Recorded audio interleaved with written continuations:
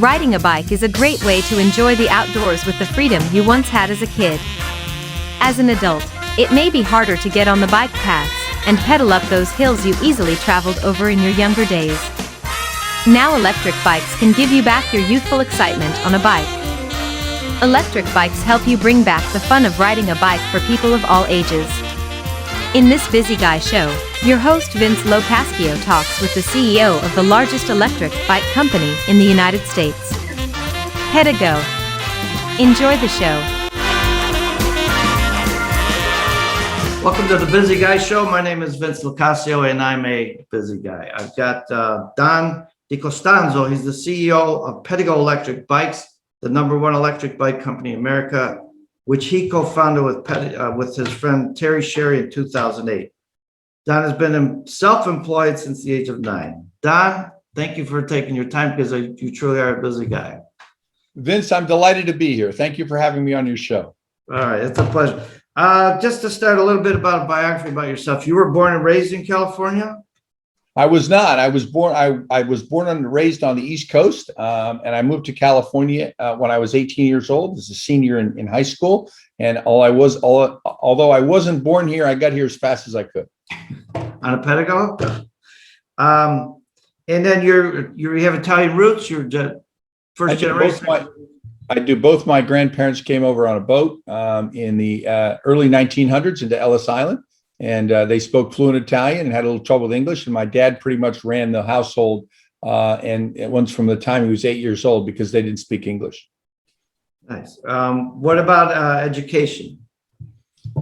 Well, I finished high school here in California, and I went to California State University at Fullerton, where I got a degree in marketing. And I teach a class there now for the past 10 years on brand ubiquity at my alma mater at Cal State Fullerton. And I did see online you were invited to be a guest speaker at one of those commencement ceremonies at your school. Well, yeah, I have done commencement ceremonies. I've gotten several awards, Entrepreneur of the Year here by the Orange County Business Journal. And this year I'm a finalist in the Ernst & Young Entrepreneur of the Year Awards. Well, congratulations on that. Thank you. So before all of the electric bike started and stuff, you were in the automotive industry, or? Yeah, so I grew up and my family owned a chain of car dealerships. I worked in them for a period of time, but I got more in the aftermarket segment. I worked for an automotive chemical company called Wins for over 20 years. I climbed the corporate ladder, and when I left in early 2000s, I was the global president for Wins Automotive Chemical Company. But after that, I got what I'd call a golden parachute, and I took that money and became an entrepreneur. So would you say there was a word retired in between the automotive industry and the bikes? Yeah, well, I'd more like to say that I transitioned from being an eco-terrorist to an ecopreneur, which means I was in the automotive space working with fossil fuel burning vehicles, and I transformed into somebody who's more eco-conscious by having electric bikes, and my house is solar powered, and I do more than my fair share of recycling of anything that I can.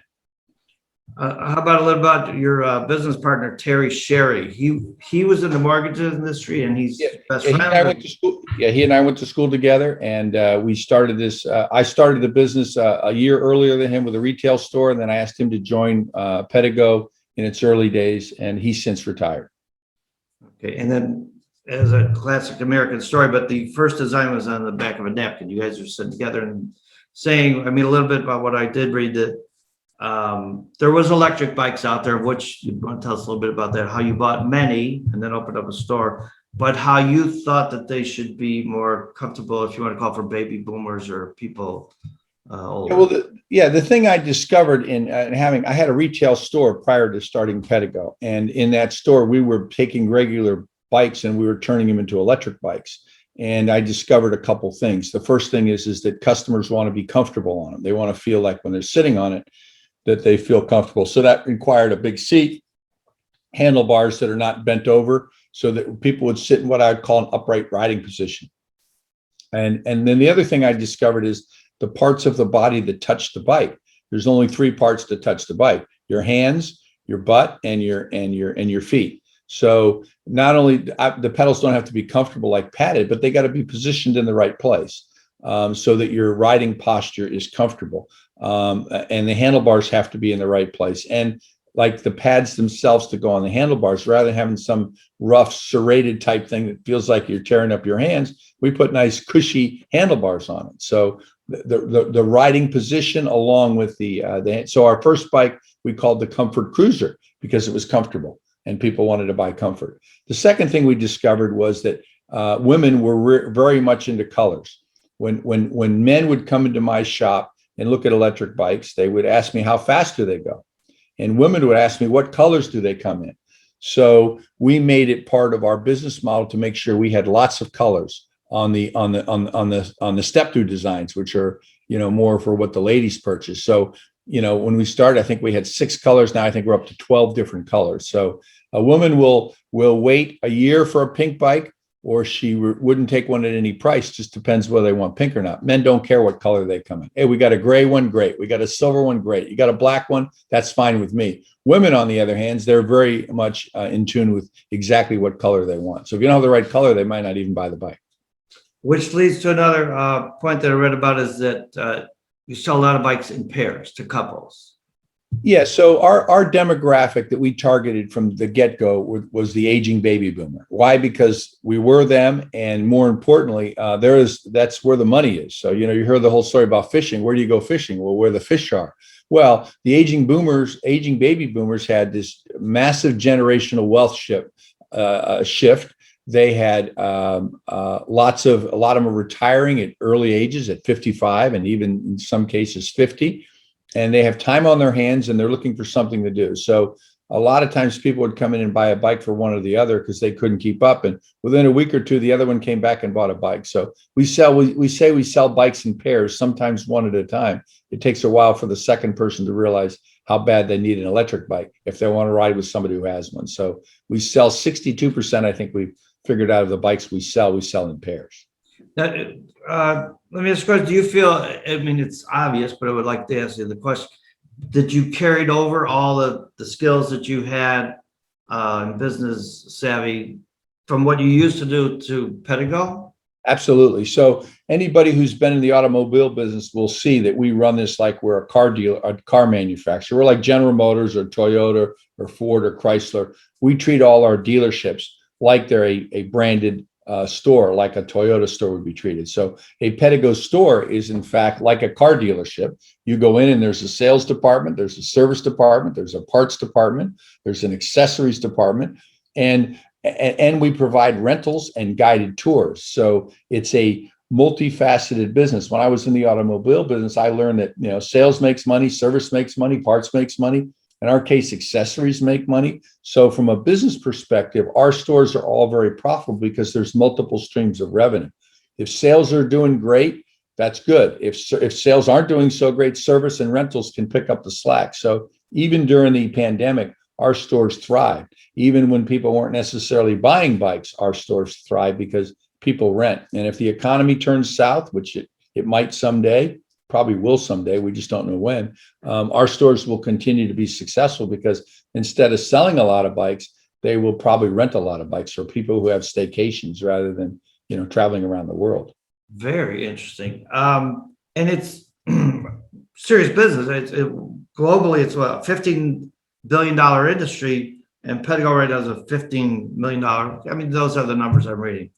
Yeah, well, it's a growing business. It's a category that's growing because people are recognizing electric bikes are a great solution.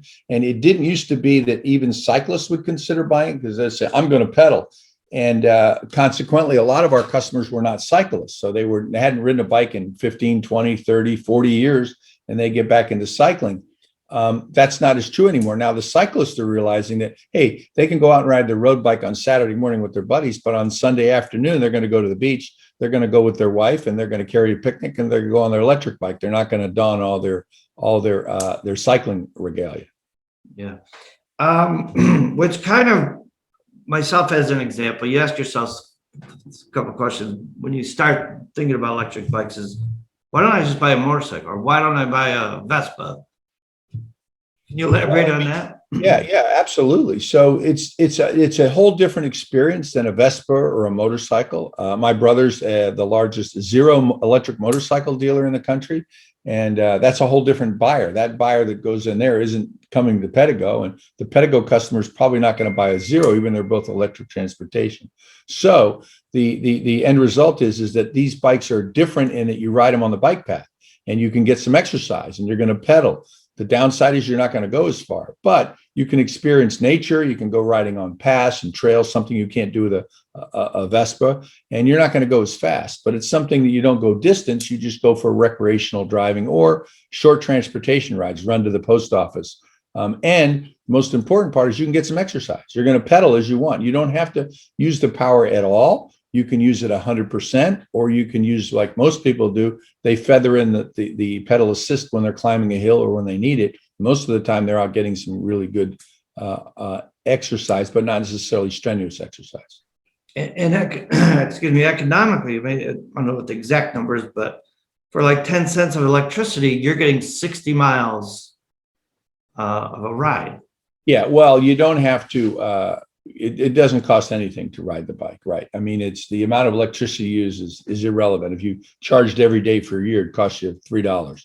So the electricity, there is zero cost. My daughter calls it free fun. She goes, as long as I'm riding my Pedego, it's free fun, unless I go someplace where I have to spend money.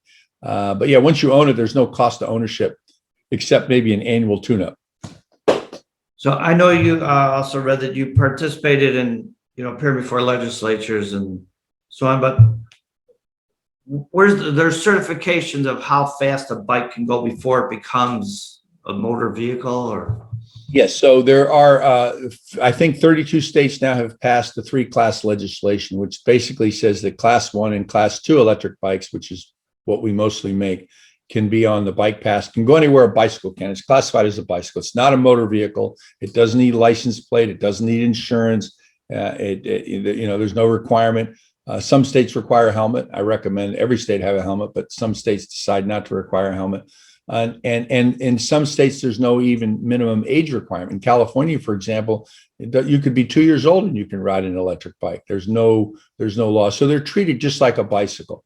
And that the industry got together and put together legislation starting in 2014. And California was the first state to pass that. So, and then there's class 3 bikes, which go a little faster. They go 28 miles top end, and they're allowed to be ridden only on the street, not on the bike path. So it's up to the customer to decide where they want to ride the bike. If they want to ride on the street, they should maybe get a 28 mile per hour bike, which we also make those as well. But 99% of our sales are bikes that only go 20 miles an hour maximum, and they're allowed pretty much anywhere you can ride a bike all over the country, including national parks. And where's that classification judged? I mean, you're not getting license plate. I believe there's a number. Yeah, so there's a class 1, class 2, and class 3 sticker that was a manufacturer we're required to affix to the bike. So our bikes are all pretty much class 2 bikes, which means they have a throttle, and they're also class 1 bikes because they have pedal assist. So technically they're class 1 and class 2, but we give them a class 2 classification because that's a little bit above that. But if somebody wants it to be a class 1, then they can just disconnect the throttle, and that the difference between the two are throttle powered versus pedal assist. Our bikes are both. So we're both really technically class 1, class 2, and the newest models you can turn into a class 3 if you decide you can do it. We can modify them at our local dealerships and tune them up so they'll go 28, and then would put a class 3 sticker on it if we did that. And I know there's statistics, but there's also common sense too, that the e-bike compared to the safety of a regular bike is that those bikes are going pretty darn fast too, correct? I mean, yeah, there's no evidence to suggest an electric bike is any more dangerous. I mean, it all has to do with the person riding it. And in our case, we have very, very few issues because we generally get older riders. You get some of these electric bike companies sell to these 20-year-olds. They're out reckless. I'm sure they've got a higher incident rate. But listen, I don't know about you, Vince, but at my age, I'm not interested in getting hurt. I'd rather err on the side of safety. So it's not about speed. It's about the range I can go. How far can I take it in any one day? But the most important factor is really the health benefits to go with it. So when you ride an electric bike, you're stimulating your mind and your body. And probably the one that's the biggest kept secret about this business is that it helps your entire mental state when you're riding a Pedego, because you're gonna use all your senses. when you're out riding. But it's also, we've had one woman said her Pedego is her Prozac on two wheels. She's not depressed anymore. She doesn't have to take Prozac because she's out riding, and that's where she's getting fun and enjoyment. So these bikes are more fun riding up a hill than they are down a hill. You certainly can't say that about a regular bicycle. I'm with you because I have one, and I don't know if I call the word the feeling. Once you get on it, it's almost the same feeling you got when you first were able to ride a bike by yourself. Yeah, it lets you go back to, don't you feel like a kid again when you're out riding, Vince? Immediately. And I do say some of the best parts are, one is up a hill or off the line, like you're at a stoplight and you got to cross the street. Instead of trying to get that momentum going, you're just, people look at you like, what is he doing? He's having too much fun. Yeah. Well, that's your, what is the slogan is, Hello, fun. hello, fun. Hello, fun. We're introducing people to fun again. Who doesn't want to have fun in their life? I've never met anybody, whether they're 2 or 92, that didn't want to have fun. And if they say they don't want to have fun, they're lying. Who doesn't want to have fun? If I said, hey, Vince, let's go have some fun today. Yeah. You're like, no, I don't want any fun. Who says that? And the people who buy the electric bikes are all about buying something that's fun. And I don't know what you can buy today for any amount of money that's going to give you as much fun as riding a Pedego. Can you name anything, Vince? I'd love to hear from you if you do. I don't know if I could say it online. But anyways, I just finished recently watching a great series called The Men Who Built America. And I see, but you tell me, I think the electric bike is really, for the future, going to take off like crazy. Well, there's no question. So, a lot of people ask me if I invented the electric bike. And I said, there's no way I could have invented it because it was invented and patented in 1897. But I think we perfected it. So we made it so it's more enjoyable and more friendly and more reliable than what was made in 1897. And really what was made as recent as 5 years ago. The technology that's been provided to us by the battery companies is the most incredible part. We now have batteries. The battery behind me there on the shelf will go about 80 miles on a charge. Okay, it's a brand new battery. We've put a big broad light behind it. So it's got blinkers and a tail light. It's got side marker lamps on it. We're building safety into it. So we're taking a lot from the car industry and adapting it to the bike because it's the future. I mean, the industry is still tiny. I think the industry experts suggest we sold maybe close to a million units of electric bikes, yet we're selling 17 million regular bikes. Wow. Most experts believe that we'll go to sell as many as 17 million electric bikes a year in this country, which would be 17 times bigger than it is now. And all the indications are that we're heading in that direction. Is there any type of consortium between you and other electric bike companies? Well, we've got this outstanding organization called People for Bikes, and they formed a subcommittee on electric bikes in 2013, I think, and I've been a member of that subcommittee since the day. And they've literally tried to throw me out of some meetings because I'm pretty outspoken about it.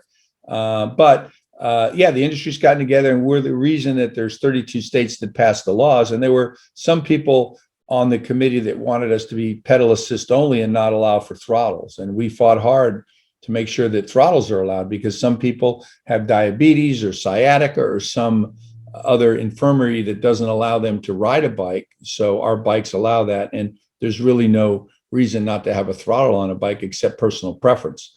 So the industry's been great. People for Bikes has been great. The committee has been awesome. And I think we're marching to have all 50 states adopt essentially the same legislation.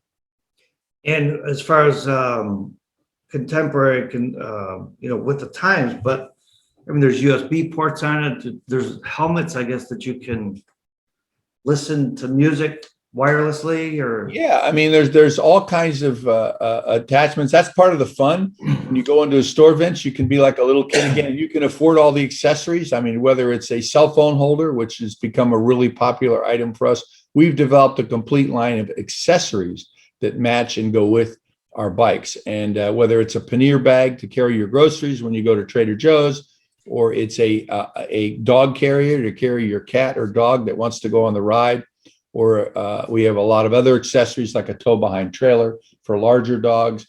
People like to carry their kids. We've got great kid seats that you can carry, one up front and two on the back if you want on some of our bikes. So we've got one guy that carries 5 kids on his bike, him and 5 kids. And so how can you do that? And well, it's an amazing story, but a lot of people like to use them for teaching kids how important it is to get into cycling at a young age. And putting them on a bike in a car seat style seat is a great way to get a kid into cycling at a very young age. What about you suggest people rent one first? This is a big investment if you buy one. And, it's like buying a pair of shoes. You should try it on first and make sure that it fits. Everybody has different leg length, torso length, arm length, and they have a different comfort level, what they feel like on a bike. So we make 18 different models, and we're coming out with 3 additional ones. And we don't discontinue any because everybody has their own personal selection of what they want. So not only is it important to find one that you feel comfortable with, but you want to find one that fits your style. I mean, it's kind of like buying a car. Not everybody buys the same car. And color selection is very important, as we mentioned a little earlier, particularly for women. So we have a lot of different colors to choose from, and they look different inside than they do outside. So you need to take it out of the store, but don't buy an electric bike. Nobody. Go out and rent one. Take one out and rent one for a couple of hours, or rent it for a whole day, or rent it for a week. And all of our almost 200 locations in the US and Canada rent the bikes as well. And you don't have to rent them. You can even just take them for a test drive.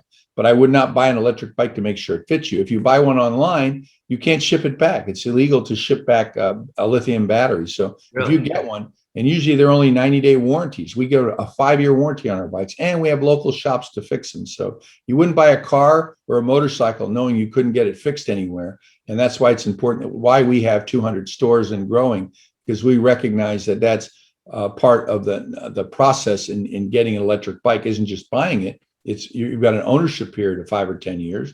You want to make sure that it's well taken care of. I was shaking my head because I admire so much your business savvy, whatever the word is. But I know part of your thing is that you say, I don't want just a satisfied customer. I want to, do you want to talk about that? Yeah, well, when I was in the automobile business, they had what they called customer satisfaction, and everybody had a goal to satisfy their customer. And when Pedego got started, I said, no, we want to delight the customer. We don't want to satisfy him. Satisfy means, okay, I'm happy. No, we want to delight him. And that's what's allowed us to build brand ubiquity. Everybody else just wants to sell your bike and go away. We don't want to hear from you again. Give me the money and go. We're just the opposite. We invite them back. Every weekend I've been going out, except this weekend, I've been going on a Pedego Paloozas. There's one going on today in Salt Lake City, where all of our customers are getting together at the local dealership and going for a ride. Last week, I went to one in Boulder, Colorado, where 115 people showed up, and we all went for a 2-hour ride and came back and had a nice lunch and listened to some music. So, we're about building community. We're more like Harley Davidson than I would say we're BMW or Yamaha. Those are great companies, but Harley built a community. We're building the same community with Pedego. We have a Pedego owners group with, I think, 50,000 members in it. We hold annual events. We're doing a big air show in Huntington Beach coming up in October. We'll invite 1,000 of our closest friends to come down and ride down to the beach, have a lunch, and watch the air show. What I would say, save it for another interviewer to do it because it's not my forte, but as far as taxes and tariffs and all that. But a point I would ask you to address is there's at least as many as 12 different components shipped from around the world to put your bikes together. Oh, no, I'm sorry, not 12, 52. There's 52 items on the bill of materials. So, I said 52. No, I thought you said 12. You can edit it. A bike is really a component. So, for example, our tires, they're Schwalbe tires. Okay, it's a German company. They make what I call the Michelin of the bike tire. And they're a German company, and they're made in Indonesia, and then they're sent to our assembly factories in either Taiwan or China or Vietnam, and hopefully soon Indonesia, where they're actually put together. And that's true with all the components. The battery cells come from Samsung, come from Korea, or Panasonic, come from Japan. Our motors come from a Japanese company. So all these components have to come together to make what you ultimately get is a bicycle. And the frame is just one piece, one of those 52 items on a bill of materials. Is there a market for used Oh, a huge market. People trade them in all the time. We come up with new models. So our next generation of bikes will be coming in. We've been doing this so long, since 2008. We've kind of figured out how to get it better and better and better. And, Corvette just came out with their new C8, their 8th version Corvette, which is just a killer automobile. It took them, 7 different models to get it right, but it looks like they got it right this time. We're kind of the same way. It's been an evolution. And fortunately for us, many of the companies that make components for the bikes have gotten better and better. And so they've made it so that we're better and our products are better, because the seats we're putting them on are better. The hand grips are putting on better. The handlebars are better. Everything's gotten better. And we're always one step ahead of what our competition is doing. What do you see for the future? What would you like to see for the future? Well, the future, I see about 1,000 Pedego stores all across the country, and that Pedego becomes synonymous with electric bikes, much like Schwinn has become synonymous with bicycles. Pedego's goal is to be that synonymous brand for electric bikes.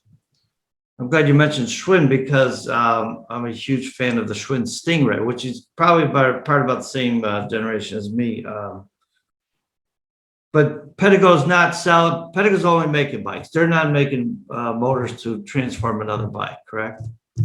Pedego does not make bicycles. We only make electric bicycles. That is correct. We're an electric bicycle manufacturer. We're committed 100%. We're the only company on the planet that has the distribution and the business model we do. We design the bikes. We have the bikes made, and we sell them to. The only way you can buy a new Pedego, is through one of our 200 branded stores that can also service the bike. So they're required to have service departments where they can make sure that the bike's taken care of. And that's the critical element. If you buy an electric bike and you can't get it fixed, the battery dies or the battery's not available down the road, you've got a very heavy, expensive bike, but it won't be an electric bike. Yeah. Well, I can't thank you enough, because I know you're a busy guy. And what did you call them? Pedego Palooza? What do they call them? Pedego Paloozas. And people can look for those around the country, and only people that have Pedegos are invited, or everybody's invited? You got to have a Pedego to come to the Palooza. It's a club. And as one of our customers says, we're not a gang, we're a club. Because when you see 100 of us out riding on the bike path, you might think we're a gang, but we're not a gang. Well, I love my Pedego. Like I was saying earlier, the only problem I have is that I'm trying to find time to ride it. We only get 24 hours a day, Vince. So it's what you do with those 24. I'm sure I got to go, because I got to go ride my Pedego. Yeah. Well, speaking of that, I can't sit here and talk to you all day. So I figured out some time that I could do it today, and I'm going to take off and go for a ride. All right. Sounds like fun. I owe you some cannolis, because typically when I have somebody in person, I give them a box of cannolis. So next time when I do finally meet you, there's some cannoli in your future. I'd love a cannoli. All right. Thank you. God bless you. All right. But I'm sorry, I got to leave. All right. Bye-bye. Where'd you go? See you, Vince.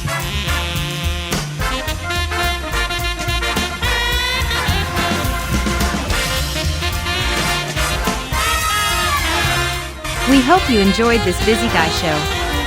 On behalf of Vince and the Busy Guy crew, we want you to get back on the bike soon. Electric bikes may be just the help you need to have fun again. Stay busy. And thank you for joining us.